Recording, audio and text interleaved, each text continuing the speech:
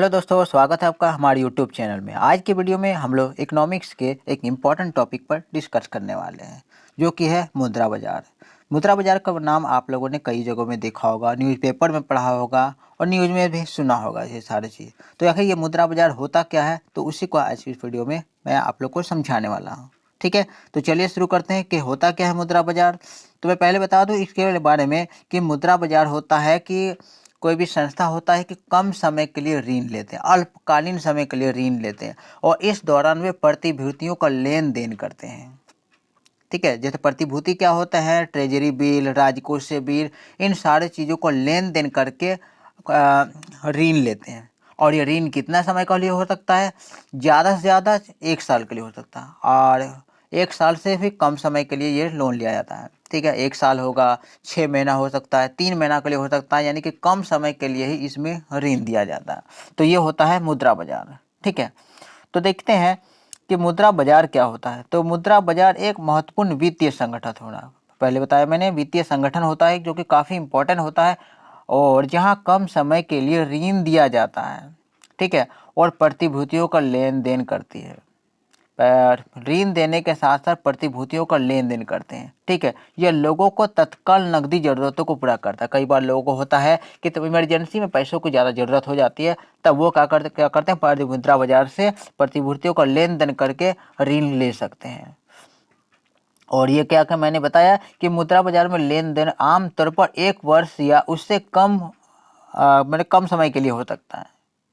उससे ज़्यादा नहीं हो सकता, 1 साल, ज़्यादा से ज़्यादा 1 साल होगा, उससे कम समय के लिए ही ये ऋण लिया जाता है। इसमें क्या होता है, ट्रेजरी बिल, राजकोषीय बिल, जमा प्रमाण पत्र तथा विनिमय बिल होते हैं जिसका ये खरीद बिक्री होता है। ठीक है, और ये पूरा मुद्रा बाजार जो होते हैं उसको अपने कंट्रोल में कौन रखता है, तो भारतीय रिजर्व बैंक। ठीक है, भारतीय रिजर्व बैंक के अंदर में वो अपने उसकी नीतियाँ जो होते हैं भारतीय रिजर्व बैंक ही बनाती है और उसको कंट्रोल करते हैं। आगे देखते हैं मुद्रा बाजार के उद्देश्य।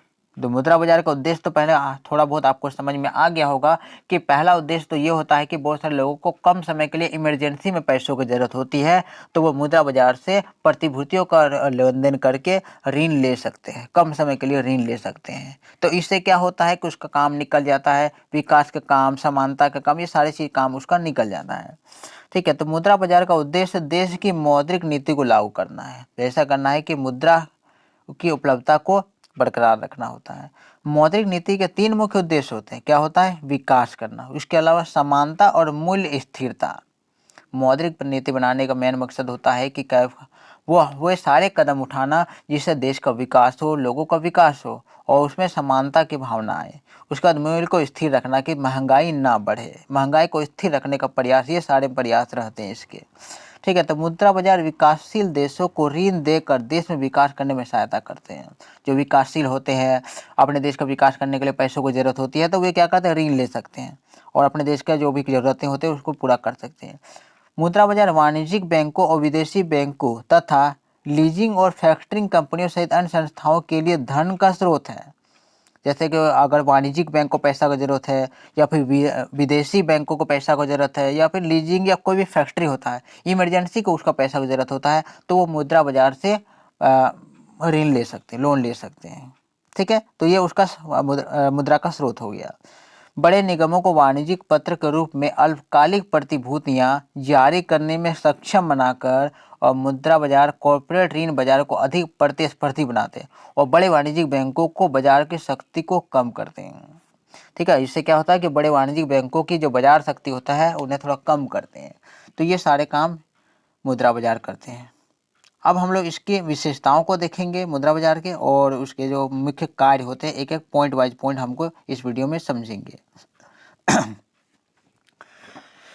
तो पहला क्या है, देखिए, यह अत्यधिक तरल होता है। ठीक है, तरल होता है, कम समय के लिए दिया जाता है, कम लोन को कम बेसी कर सकते हैं, ये सारा हो सकता है इसमें।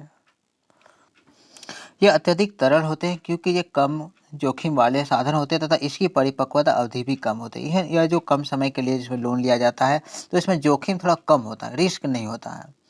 और ये अपरिपक्व जो परिपक्वता समय होता है कम समय होता है।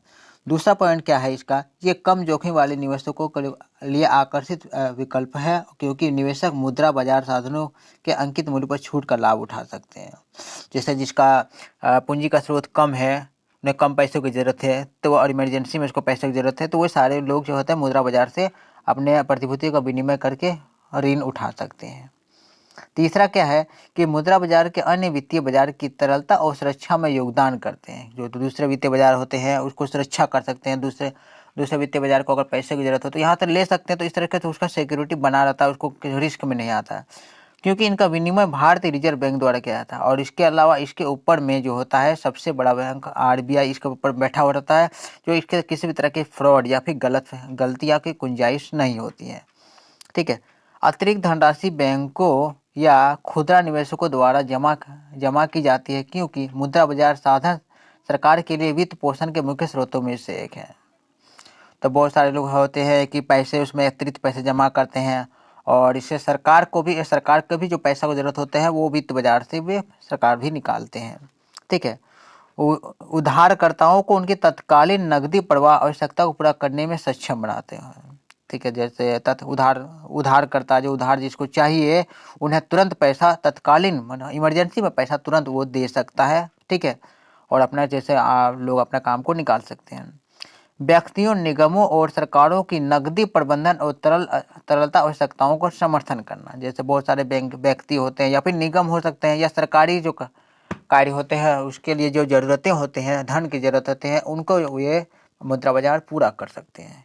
तो हमने समझ लिया है कि मुद्रा बाजार क्या होता है। एक तरीक़ा से ऋण का स्रोत होता है, जो इमरजेंसी वाले ज़रूरत होते हैं उसको ये पूरा करने में मदद करते हैं। और ये जो ऋण दिया जाता है वो कम समय के लिए दिया जाता है, 1 साल से भी कम समय के लिए दिया जाता है। उम्मीद है आप लोग को समझ में आ गया है ये वीडियो। मिलते हैं हम लोग एक नए वीडियो में एक नए टॉपिक को लेकर।